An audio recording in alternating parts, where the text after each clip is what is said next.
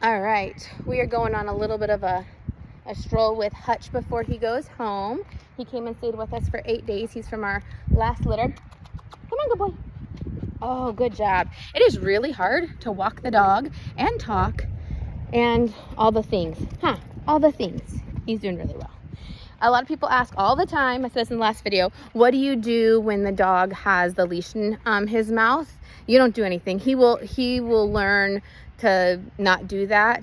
I keep treats with me. The second he drops the leash, I reward and give him a treat. Hi, sweet boy. But there's nothing special you need to do. He's not going to keep doing that, especially if you reward when he puts it down. Oh, you got it around your foot. You got it around your foot. Okay, is that better? Okay. So if they want to hold on to the leash, it's not a big deal. It's not a big deal. He's doing really well with his walking. Hi, sweet boy. He likes to be a little bit behind sometimes. Are we keeping it loose though? We're keeping it loose? Yeah. He was with us for 8 days. He didn't do, oh, I hear that sound too. We have a neighbor, completely off subject. It's hurting my ear, so I know it's hurting yours. We're gonna turn back this way. We have an obnoxious neighbor that has one of those sound things for animals that get in their yard. The problem is they have it turned up way too much of a distance and it catches us even when we're walking by, and I can hear it, so I know it bothers them. Anyways, but he's doing super well. If he gets distracted, if he starts to go towards something and like it starts to get taut, Hutch, come here, sweet boy, come here. I will call him back to me. Good, come back. And then we'll continue walking, or I'll completely stop. Let me see if I can get him to go get distracted, because this is our yard. So are you gonna, oh, he's not gonna pull on it. He's just gonna hold the leash. So if he would have pulled, I would have just stood here. He's big enough now. I would have just stood and waited for him to stop pulling. And then the second he checked in or came back, he's sniffing right now to go potty.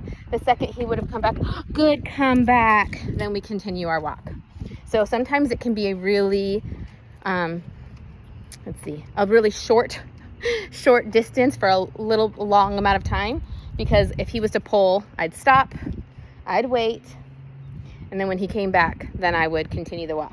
Real quick insert right here. This is how we do loose leash walking for our puppies that have learned some leash skills already and that have already gone on some walks and kind of learned how to come back when we call to them. This is not how I teach a brand new puppy right off the get-go how to walk on a leash. I don't let them pull or tug. I make sure that the leash is always loose for them. I go through a whole thing with my parents on how to go through that and kind of what that looks like for them and their new puppy. But this is how I teach it once they, kind of get some of those leash skills. If we are on a walk and they're pulling, then we wait for them and then call them back. This also is not how I would teach a puppy or a dog that is much older.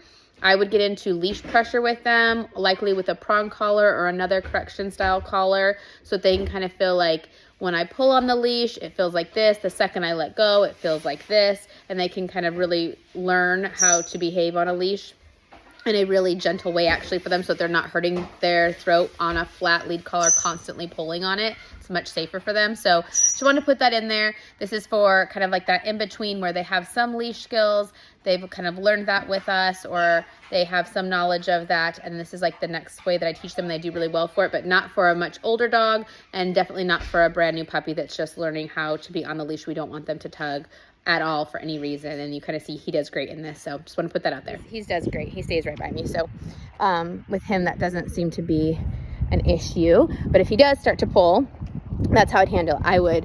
I just stop walking. Right now he's gonna stay right next to me, but I'd stop walking, let him be done pulling, get his attention back on me, and then we would continue our walk. But he's such a great boy. When I stop, he stops. He's doing so well. So make sure when you're walking, you practice that loose leash. It's okay for them to explore and look around. That's fine. They don't have to stay at a heel unless I'm working on that with them. But if they start pulling, see if I can get him. We're in our yard, so normally they smell a lot of things and they'll kind of tug a little bit. Let's see. He's not gonna go nowhere. He's such a good boy. But if he was to go away, let's see if we can catch him doing that. Okay, let's walk over here. Let me get you to go away. Well, he's not gonna go away, but if he was to go away, I would let him go away, or I would stop, wait for him to come to me, and then I would continue going. So he's doing awesome. So little Hutch gets to go home today. I'm gonna miss him.